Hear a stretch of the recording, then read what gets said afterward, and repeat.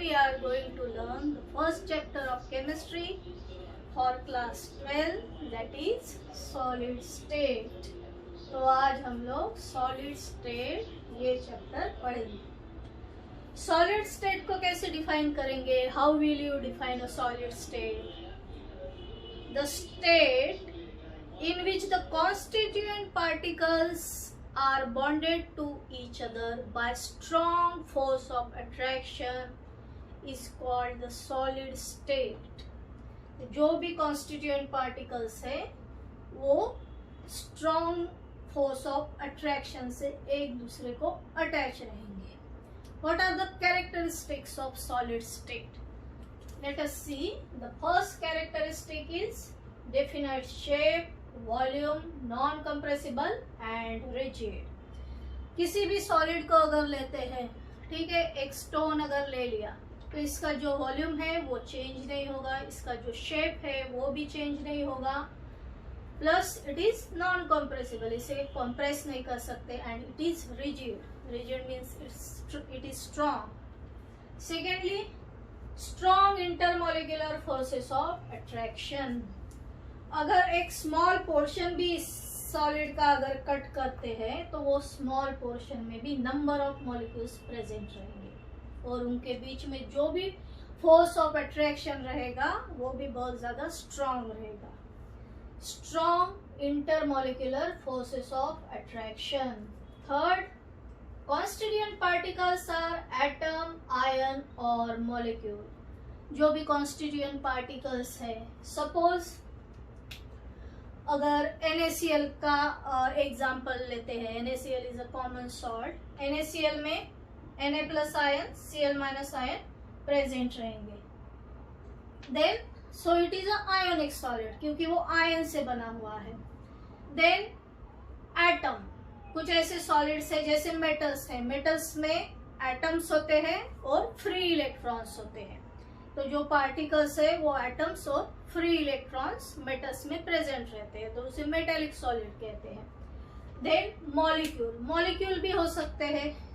Suppose water है, water जो बना हुआ है वो H2O मॉलिक्यूल से बना हुआ है, तो then that is called as molecular solid.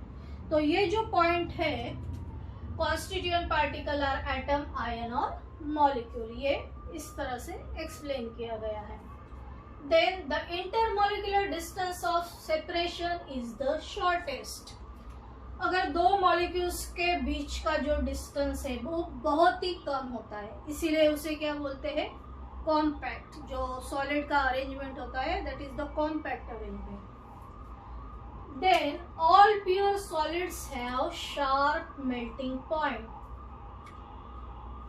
तो जितने भी सॉलिड्स है एक उनका एक मेल्टिंग पॉइंट एक फिक्स है. जैसे एल्यूमिनियम मेटल है तो वो 660 डिग्री सेल्सियस पे वो मेल्ट हो जाता है. तो जैसे डायमंड है, डायमंड इज वेरी हार्ड और उसका जो मेल्टिंग पॉइंट है अराउंड 3550, तो वो पर्टिकुलर टेम्परेचर पे ये जो सॉलिड है वो मेल्ट हो जाएगा. तो हर एक सॉलिड का जनरली मेल्टिंग पॉइंट जो रहता है वो फिक्स होता है. और अगर वो हार्ड सॉलिड है तो उसका मेल्टिंग पॉइंट नेचुरली ज्यादा रहेगा, और अगर वो सॉफ्ट सॉलिड है देन उसका मेल्टिंग पॉइंट भी कम रहेगा. Then particles are held tightly stationary at one position.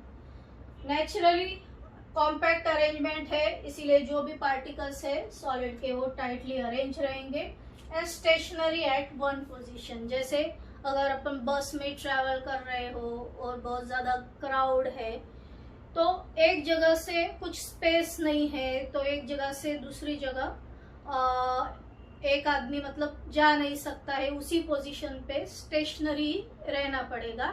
तो ऐसी कॉम्पैक्ट अरेंजमेंट जो होती है वो सॉलिड में होती है.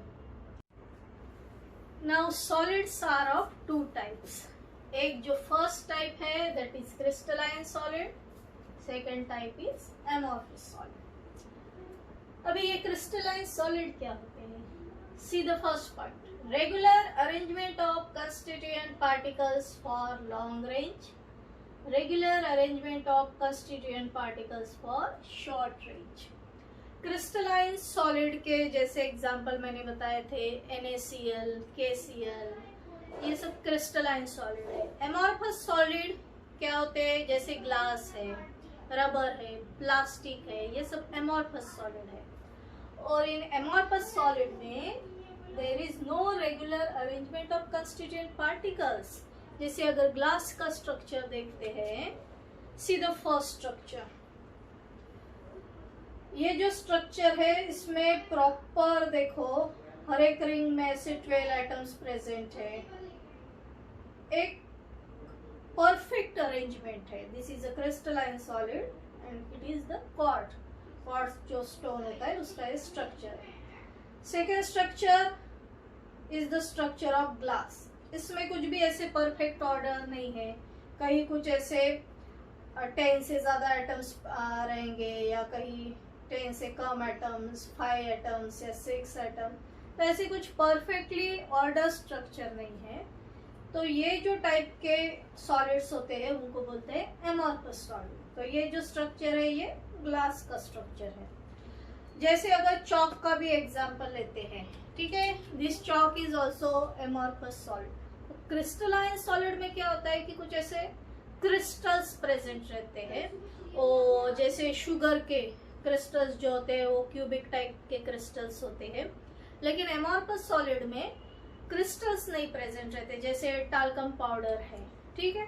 तो जिनमें क्रिस्टल्स प्रेजेंट नहीं है that are the amorphous solid. Then see the second point, true solids, pseudo solid और super cooled liquid. True solids, crystalline solids को क्या बोलते हैं, ट्रू सॉलिड्स, बिकॉज उसमें एक परफेक्ट अरेंजमेंट होती है, एटम्स की एक ऑर्डरली अरेंजमेंट होती है। और इसमें जैसे मैंने बताया था कि ये डिसऑर्डरली अरेंज है। सूडो सॉलिड्स जो है इसमें डिसऑर्डर होती है, कुछ ऐसे प्रॉपर ऑर्डरली अरेंजमेंट नहीं होती है। एंड सूडो सॉलिड, और इनको सुपर कूल्ड लिक्विड भी बोलते हैं। सुपर कूल्ड लिक्विड, जैसे अगर बहुत पुरानी अगर बिल्डिंग है और उसके जो ग्लास पेन्स है या विंडो पेन्स जिसे कह सकते हैं, तो वो जो ग्लास वहाँ लगाया जाता है, बहुत सालों बाद क्या होता है कि वो फ्लो होके ग्लास के नीचे का जो है या बॉटम जो है वो थिक हो जाता है, और एट द टॉप पे वो बहुत ऐसे थिन हो जाता है। तो it takes years and years, मतलब ये जो प्रोसेस है ये जल्दी नहीं होता है। तो ग्लास क्या है, एक डेंस लिक्विड की तरह है जो फ्लो होता है, इसीलिए उसे बोलते हैं super cooled liquid. Then the third point is melting point is sharp, melting point is in range of temperature. Crystalline solid में क्या होता है, क्रिस्टलाइन सॉलिड का मेल्टिंग पॉइंट मतलब एक परफेक्ट एक कैसे टेम्परेचर रहेगा, उसी पे वो पर्टिकुलर सॉलिड जो है वो मेल्ट होगा। जैसे NaCl का इतना जो भी मेल्टिंग पॉइंट है नियर बाय अबाउट 800, तो उसी टेम्परेचर पे वो मेल्ट होता है। जैसे एल्यूमिनियम का 660 डिग्री सेंटीग्रेड है, तो वही पर्टिकुलर टेम्परेचर पे पूरा का पूरा सॉलिड जो है वो मेल्ट हो जाएगा। लेकिन ये जो एमॉर्फस सॉलिड्स होते हैं, एमॉर्फस सॉलिड्स में सपोज प्लास्टिक है और अगर उसे हीट करते हैं तो वो पूरी तरह से एक ही टेम्परेचर में नहीं मेल्ट होगा, वो एक पर्टिकुलर रेंज ऑफ टेम्परेचर में मेल्ट होगा, मतलब बहुत ही स्लोली मेल्ट होगा, एक उसका कुछ ऐसे परफेक्ट टेम्परेचर नहीं रहेगा। तो इसीलिए जैसे यहाँ लिखा है बिटवीन 100 to 200 एक रेंज रहेगी, एकदम 100 डिग्री सेल्सियस पे वो मेल्ट नहीं होगा, एक पर्टिकुलर रेंज में वो एमॉर्फस सॉलिड जो है वो मेल्ट होता है। Then anisotropic in nature, crystalline solids are anisotropic in nature, amorphous solid are isotropic in nature। तो अभी ये एनिसोट्रोपी क्या है, तो एनिसोट्रोपी को डिफाइन करते हैं जैसे the physical properties like electrical conductance, refractive index, change with change in direction, that is called as anisotropy. और ये जो एनिसोट्रोपी है वो क्रिस्टलाइन सॉलिड में होती है। जैसे अभी देखो, सपोज ये स्ट्रक्चर ड्रॉ किया है, ठीक है। इसमें कुछ ऐसे बिगर्स एटम्स है, ये कुछ स्मॉल एटम्स है। जैसे अगर NaCl लेते हैं, NaCl में जो अनायन है Cl माइनस का साइज बड़ा रहता है, Na प्लस का साइज छोटा रहता है। तो सपोज एक क्रिस्टलाइन सॉलिड लेते हैं, तो ये क्रिस्टलाइन सॉलिड में यहाँ से अगर मैं एक एक्सिस ऐसे ड्रॉ करूंगी, ठीक है, सपोज इसे A B करके डिनोट करते हैं। यहाँ से सपोज ये एक दूसरी एक्सिस ड्रॉ कर ली, इसे C और D करके, ठीक है, डिनोट करेंगे। या सपोज यहाँ से एक एक्सिस ड्रॉ की है, ठीक है, suppose it is E and N। तो यहाँ देखो जो एक्सिस है AB एक्सिस में स्मॉल पार्टिकल्स दिख रहे हैं, ठीक है। यहाँ जो AB एक्सिस है उसमें स्मॉल पार्टिकल्स प्रेजेंट है।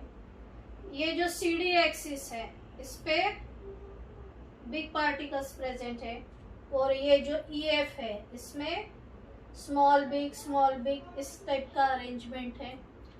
तो क्या होता है, ये जो है इसे ही एनिसोट्रोपी बोलते हैं कि एक पर्टिकुलर अगर डायरेक्शन चेंज करते हैं तो वो जो मॉलिक्यूल्स है, मतलब यहाँ एक एक्सिस पे बस बड़े पार्टिकल्स ही दिख रहे हैं, एक एक्सिस पे जैसे छोटे पार्टिकल्स ही दिख रहे हैं।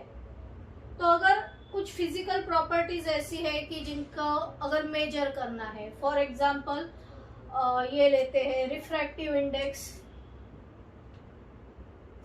रिफ्रैक्टिव इंडेक्स 10th स्टैंडर्ड में स्टडी किया होगा। जैसे रिफ्रैक्टिव इंडेक्स का एक फॉर्मूला है sin θ1 अपॉन sin θ2। तो अगर लाइट यहाँ से पास हो रही है, ठीक है, यहाँ से अगर लाइट पास हो रही है और उसके पाथ में अगर ये बड़ा सा पार्टिकल है, मतलब एक डेंस पार्टिकल है उसके वे में, तो ये जो है इंसिडेंट जो रे ऑफ लाइट है जो यहाँ से ऐसे पास हो रहा है, तो वो ऐसे एक स्मॉल एंगल बनाएगा। सपोज ये θ1 है और ये θ2 है, ठीक है, एक स्मॉल एंगल से वो डेविएट होता है। और सपोज ऐसी एक स्पेस है, पूरी स्पेस है, और यहाँ से सपोज लाइट का रे जो है वो पास हो रहा है, ठीक है, ये इंसिडेंट रे है, यहाँ से रे पास हो रहा है। तो ये जो एंगल है θ2, ये एंगल ऐसे बड़ा एंगल बनाएगा। क्योंकि क्या होता है, रिफ्रैक्टिव इंडेक्स डिपेंड करता है कि कौन से एंगल्स है। अगर पाथ में अगर ऐसे कुछ बिग पार्टिकल आ रहा है तो ये जो एंगल है ये कम हो जाएगा, θ2 की वैल्यू अगर कम हो जाएगी। तो ये जो θ2 की वैल्यू है अगर कम होती है तो रिफ्रैक्टिव इंडेक्स की वैल्यू ज़्यादा आएगी। और यहाँ अगर पाथ में कुछ भी पार्टिकल नहीं है, ठीक है, ये एरिया में कुछ भी पार्टिकल नहीं है, तो ये जो θ2 है उसकी वैल्यू जो है वो ज़्यादा आएगी, ये एंगल बड़ा रहेगा। और अगर ये एंगल बड़ा रहता है तो रिफ्रैक्टिव इंडेक्स की वैल्यू कम आएगी। सेकेंडली जो इलेक्ट्रिकल कंडक्टेंस की जो प्रॉपर्टी है, तो इलेक्ट्रिकल कंडक्टेंस मीन्स व्हाट, वो डिपेंड करता है इलेक्ट्रॉन्स के ऊपर। ज़्यादा से ज़्यादा अगर फ्री इलेक्ट्रॉन्स है तो इलेक्ट्रिसिटी की वैल्यू ज़्यादा आएगी। तो सपोज ये सॉलिड में अभी देखो यहाँ जो है कुछ बड़े पार्टिकल्स है, कुछ छोटे पार्टिकल्स है, तो ये डायरेक्शन में अगर इलेक्ट्रिकल कंडक्टेंस मेजर करते हैं तो उसकी वैल्यू कम आने वाली है। और जहाँ भी स्पेस है यहाँ जो है इलेक्ट्रॉन जो है मूव होते रहते हैं, जहाँ भी उनको स्पेस मिलता है, बिकॉज इलेक्ट्रॉन्स आर मोबाइल, इधर उधर वो मूव करते रहेंगे। तो ये जो डायरेक्शन है, यहाँ जो जगह है, यहाँ अगर वो इलेक्ट्रॉन ज़्यादा प्रेजेंट रहे तो ये डायरेक्शन में इलेक्ट्रिकल कंडक्टेंस जो है उसकी वैल्यू जो है, ठीक है, ये ऐसी जो जगह है इसमें इलेक्ट्रिकल कंडक्टेंस की वैल्यू जो है वो ज़्यादा है। तो ये कुछ फिजिकल प्रॉपर्टीज़ है जो क्रिस्टलाइन सॉलिड्स होते हैं उनमें क्रिस्टलाइन सॉलिड को एनिसोट्रोपिक बना देती है. Then in amorphous solid isotropic in nature. Isotropic means किसी भी जगह से, किसी भी साइड से आप वो फिजिकल क्वांटिटी को, फिजिकल जो भी एक्सप्रेशन है उसे मेजर करो, वैल्यू जो है वो सेम ही आने वाली है. तो जैसे एमॉर्फस सॉलिड का एक कुछ ऐसे पर्टिकुलर स्ट्रक्चर नहीं होता है, कहीं एकदम फैले हुए होते हैं, कहीं भी कौन सा भी पार्टिकल आ जाएगा, जैसे ब्लू कलर का है, फिर ये रेड कलर का, जो पर्टिकुलर ऐसी कुछ ऑर्डर नहीं है, कौन सा भी पार्टिकल अभी कहीं से भी आप लोग देख लो, तो किसी भी डायरेक्शन से अगर फिजिकल प्रॉपर्टी मेजर करते हो तो वैल्यू सेम ही आएगी. देखो इस डायरेक्शन से ब्लू पार्टिकल्स जो है या रेड पार्टिकल्स जो है पाथ में आने ही वाले हैं. ब्लू आएगा, रेड आएंगे, किसी भी डायरेक्शन में देख लो. So there are 90% chances of coming both type of particles.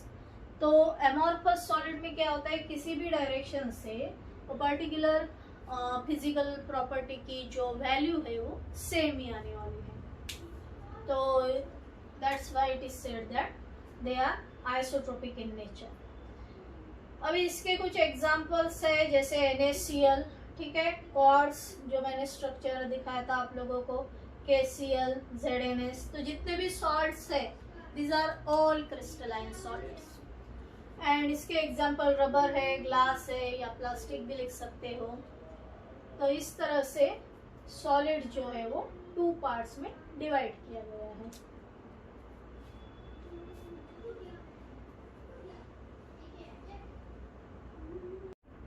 Now, isomerism and polymorphism, these are the properties of crystalline solid.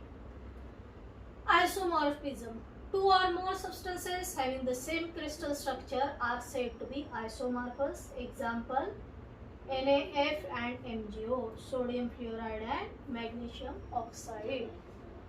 अभी ये जो है आइसोमॉर्फिज्म, इसमें किस टाइप के क्रिस्टल वो पर्टिकुलर सब्सटेंस बनाता है ये देखना पड़ता है. जैसे NaF और MgO में क्यूबिक क्रिस्टल्स होते हैं, जैसे शुगर जो है वो उसमें क्यूबिक क्रिस्टल्स होते हैं, वैसे इसमें भी MgO और ये जो है NaF दोनों भी इसमें क्यूबिक टाइप के क्रिस्टल होते हैं. Same type of crystals are present. तो अगर सेम टाइप के क्रिस्टल्स है दोनों भी सब्सटेंस में, तो उनका जो एटॉमिक रेशियो है वो भी सेम रहता है. सपोज इसका एटॉमिक नंबर 11 है, फ्लोरीन का 9 है, टोटल जो है वो 20 हो गया. इसका भी जो है मैग्नीशियम का एटॉमिक नंबर 12, ऑक्सीजन का 8, टोटल जो है वो 20 हो गया. तो 20:20 मीन्स 1:1 रेशियो रहता है, उनके एटम्स के बीच में 1:1 रेशियो रहता है. सेकेंडली अभी देखो पॉलीमॉर्फिज्म. पॉलीमॉर्फिज्म को कैसे डिफाइन करेंगे? Single substances exist in 2 or more forms or crystalline structures. For example, calcite and aragonite are 2 forms of calcium carbonate. तो कैल्शियम कार्बोनेट का जो व्हाइट कलर का स्टोन होता है इसमें 2 टाइप्स के क्रिस्टल प्रेजेंट होते हैं. तो वो जो 2 टाइप्स के क्रिस्टल है, जैसे यहाँ लिखा है कैल्साइट एंड एरेगोनाइट, ठीक है, ये 2 टाइप्स के क्रिस्टल्स कैल्शियम कार्बोनेट में प्रेजेंट रहते हैं.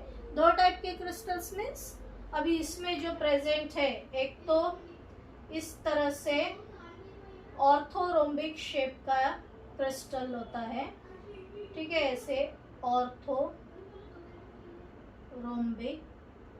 और दूसरा जो है, ठीक है, ऑर्थोरोम्बिक टाइप का एक क्रिस्टल प्रेजेंट होता है. मीन्स यहाँ जो है ऑर्थोरोम्बिक, और दूसरा जो है वो एक ट्राइगोनल टाइप का क्रिस्टल प्रेजेंट होता है, ठीक है. तो 2 टाइप्स जो है क्रिस्टल के यहाँ जो है होते हैं. तो इस तरह से अगर 2 टाइप्स के क्रिस्टल एक ही सब्सटेंस में अगर प्रेजेंट रहते हैं तो उसे बोलते हैं पॉलीमॉर्फस सब्सटेंस, और वो जो प्रॉपर्टी है उसे बोलते हैं पॉलीमॉर्फिज्म.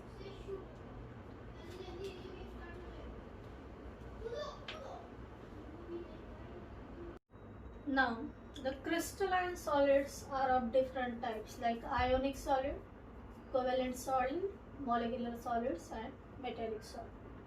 अब देखते हैं कि इनमें डिफरेंस क्या है. Ionic solid, फर्स्ट देखो ionic solids. First point consist of cations and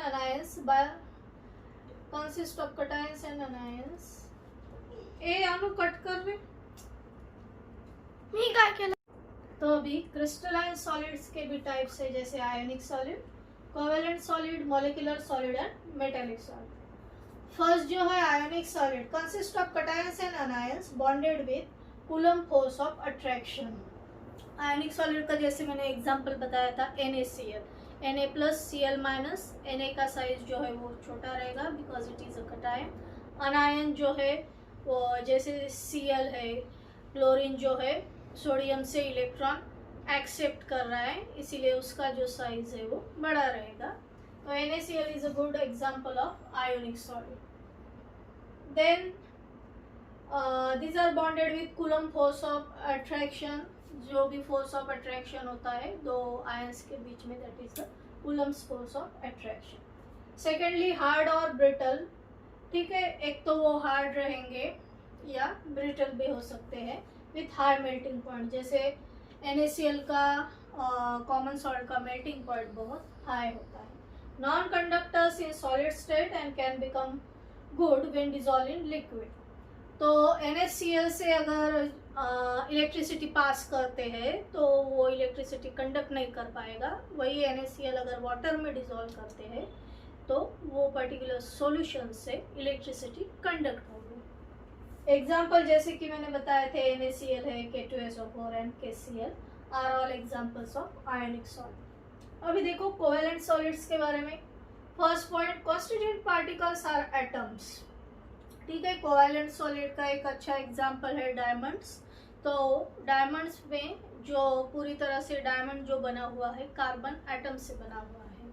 ठीक है, these are called as covalent solid because दो कार्बन के बीच में जो भी बॉन्ड होता है that is the covalent bond. They are linked with continuous covalent bond. Then giant molecules, hard, incompressible with high melting point.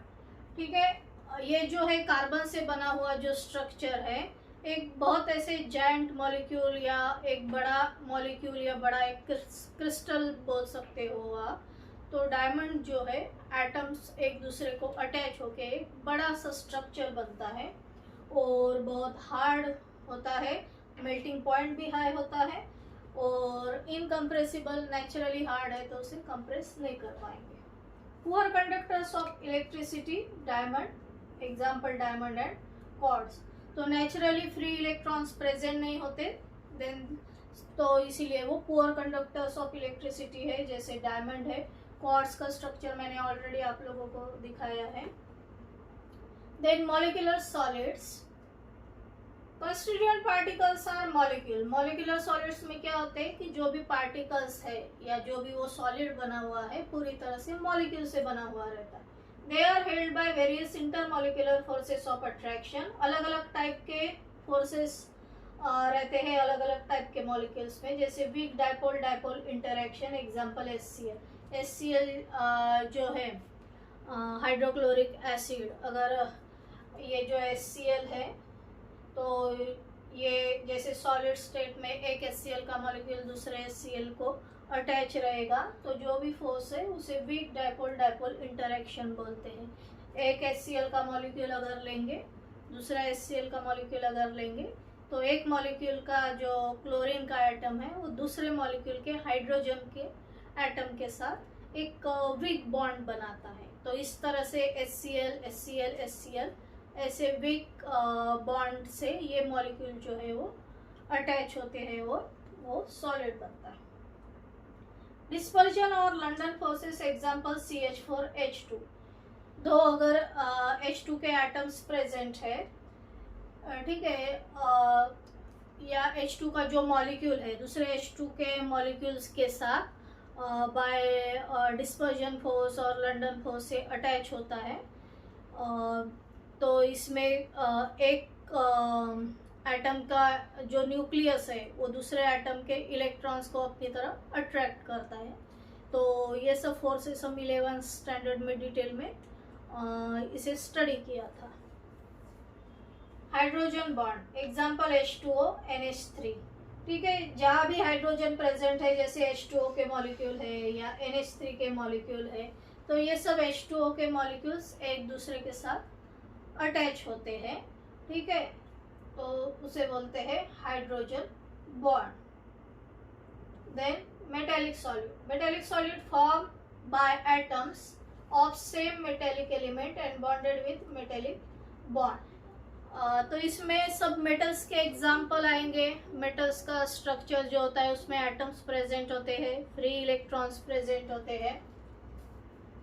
तो वो जो बॉन्ड, तो एक बार फिर से रिवाइज कर लेते हैं। आयनिक solids, positive charge, negative charge, positive charge, negative charge, तो इस तरह से ये पूरा सॉलिड बनता है।